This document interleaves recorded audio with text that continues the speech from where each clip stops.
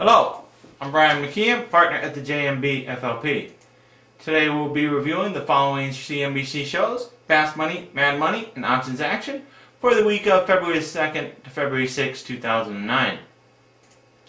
I'd like to remind you this is merely a review of the following shows: Fast Money, Mad Money, and Options Action, and only looks at the upside plays on these shows, and not the underlying options used in these calls. And opinions may vary from show to show. Now, what we merely do is get an average analyst ranking through these free websites. Now, first we look at Guy Adami from Fast Money. Of all of his upside plays, we have Oracle rating a moderate buy at this time. Also, Mark Faber had an appearance on Fast Money, and of all of his upside plays this week, none of them made him into the buy count. But THD has no analyst coverage at this time. Also, we have Karen Fineman. She has FLS with a moderate buy, and her Bank of America and Wells Fargo preferred shares have no analyst coverage at this time. Next, on to Dennis Gartman. He had FDO as a moderate buy, and for Mike Huckman, he had DNA as a moderate buy as well. As for Jeff Mackey, none of his plays made it into the buy camp this week. As for John Najarian, he had FDO and Apple making it into the buy camp this week. Also, his brother Pete had McDonald's and Adobe, which rate moderate buys this week.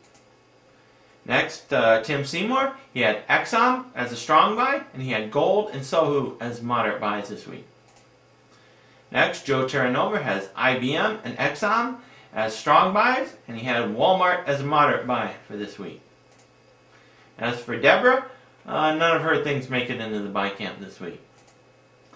And for Carter Worth, NOV makes a moderate buy this week. Next, on to the CNBC show Mad Money. For Kramer's upside plays, he has Gold, BAX, BDX, FDO, KMP, NUE, Pepsi, WMI, Amgen, and Verizon, all rating moderate buys this week. Of course, here you can see all of Kramer's upside plays for the week that rate a hold. And here's Kramer's upside plays for the week, which made it into the sell camp this week. Next, onto the show Options Action. You can see Stacy Gilbert's plays for the week, and DNA was the only one to make it into the buy camp this week. Jim, none of his plays made it into the buy camp. Same with Mike. But Joe Terranova comes in with DNA as well, as a moderate buy. Now, in review, here's all of our upside plays for the week. And you can see that IBM and Exxon rate a strong buy this week.